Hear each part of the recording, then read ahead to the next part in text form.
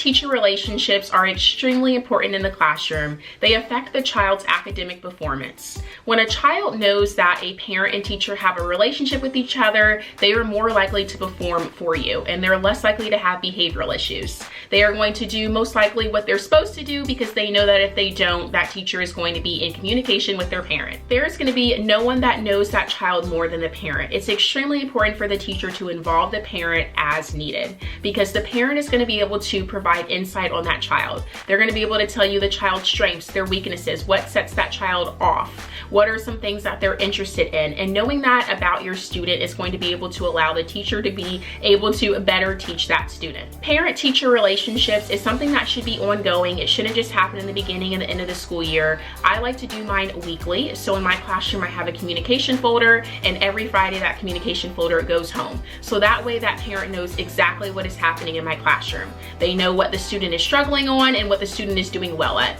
And having the parent know that, they are able to work with their child at home. When students see that parents and teachers have a relationship with each other, they are less likely to act out in class, and they are more likely to be motivated to do their work. They're more likely to perform at their maximum potential. A really good way to start parent and teacher communication is with something positive. I usually contact the parent within the first week of school, and I share something positive about that child. When the parent hears something positive about that child, that builds that relationship between the parent and the teacher, and they respect that teacher more. And so if you do have to call about something negative, they are more likely to listen to you and understand what you were saying because it didn't start off with something negative. That relationship was already established. Having a parent-teacher relationship can be something super simple. You can have a communication log, you can have letters that you send home weekly, you can do a phone call. Another good way is Class Dojo.